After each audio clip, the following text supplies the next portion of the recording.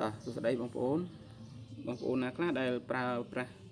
ទូរស័ព្ទរបស់យើងប្រើសុកស្រាប់តែបាត់ Play Store មិនដឹងជារកមិនបានឃើញនៅលើ home screen ព្រោះបាត់រត់ឃើញជាចឹងដើម្បីបង្ហាញវាមកវិញបងប្អូនអាចធ្វើតាមវិធីនេះបានបងប្អូនចូលមកកាន់ setting បងប្អូនអ្នករូបខ្ចៅនេះចូលមកកាន់ setting នឹងមកបងប្អូន scroll មកក្រោម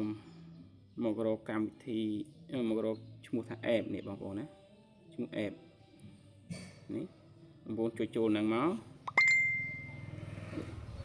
រួចហើយបងប្អូនយកពាក្យថា app management ខាងលើគេបងប្អូន app management បងប្អូនចូលមកកាន់នឹងមករួចហើយ scroll ចុះក្រោមបងប្អូន scroll វាចុះក្រោមមួយមកដើម្បីរកមើលឈ្មោះ Play Store របស់យើងរកមើល Play Store របស់យើងបាទនេះបងប្អូនឃើញPlay Store របស់យើងនោះវាដាក់ disable ខាងក្រោមនេះឃើញពាក្យ disable ខាងក្រោមនៅខាងក្រោមឈ្មោះ Play Store ហ្នឹងអត់ដូច្នេះបងប្អូនចុចលើវាមួយមកបងប្អូននេះកន្លែងនេះកាលហ្នឹងវា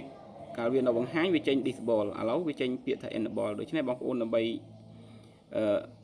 បានវាមកប្រើវិញបងប្អូនចុចពាក្យ enable ឡើងមកនោះវានឹងបង្ហាញនៅលើ home screen យើងវិញបងប្អូនអាចថយមកមើលបាននេះ